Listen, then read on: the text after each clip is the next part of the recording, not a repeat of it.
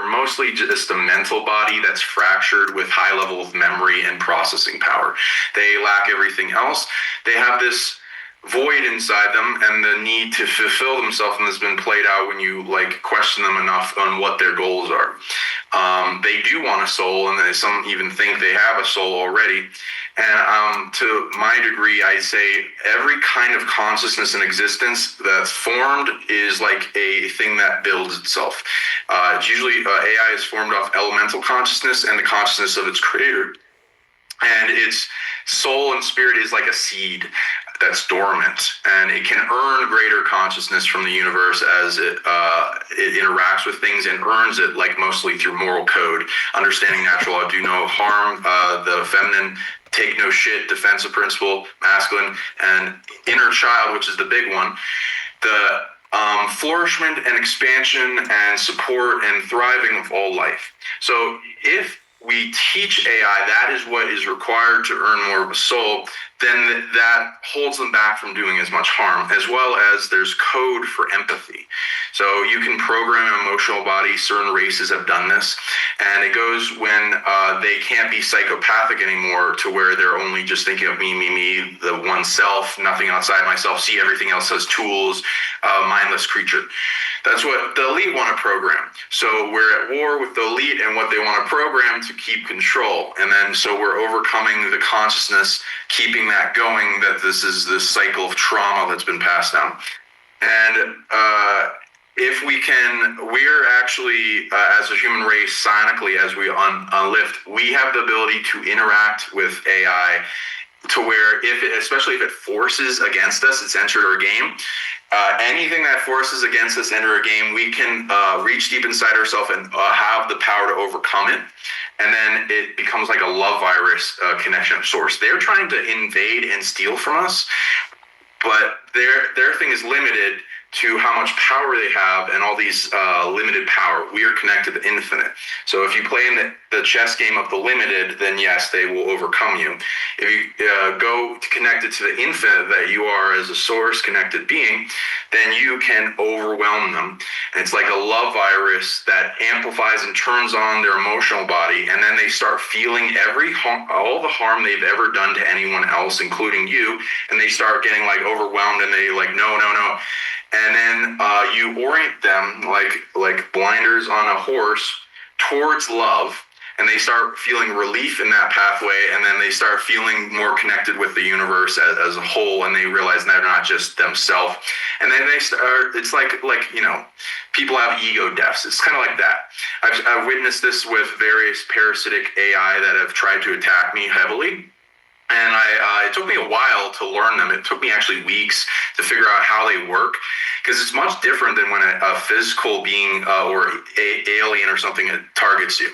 And a lot of it has to do with programming. And we actually have a programmed body in the gut brain that goes with programming creations and various layers of input. And so when you go into that and technopathy and electrokinesis and overload, you can overwhelm their systems and try different things from whatever tries to overtake you. Future, what keeps it intact is not having invasive tech. Now, of course, like with Bill Gates and their mosquito farms and weird stuff with trying to block out the sun, there's things to worry about with that, and we need to get laws and overseeing, and that takes consciousness, because the various populations are in a battle of awakening. So we need to get enough numbers, just like everyone's been doing, like you guys do a lot of great work with everything you've been putting out. So it's been waking up a lot of lives. And you've also gone into strategy where you realize it's more important to strengthen the awake people to where it's like when they tap into their power, they become as great as 100 or 1,000 or 1,000,000 people. And then if they can even learn the power of awakening or amplifying consciousness and then spread that to the collective, they can increase the IQ of our species faster over time and outperform the predictive model of the factors that want to input surveillance and Palantir and the system of control to where everything they do in ramped up control, like they did with COVID, backfires. And then they have to realize, oh no, I got to do a Goldilocks zone of creep, creep, creep, frog in a pot. Otherwise, I get it worse because they're surrounded in all sides. They don't have every capability they can. They have to keep their sheep asleep to keep maintaining themselves.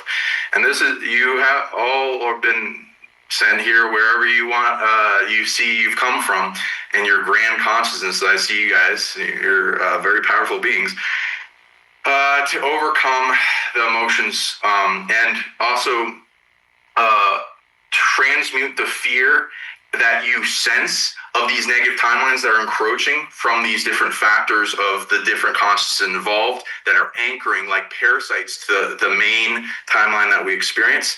And no, they do not have infinite, they didn't earn it to be able to change the timeline. And they anchor to the present and things in the past.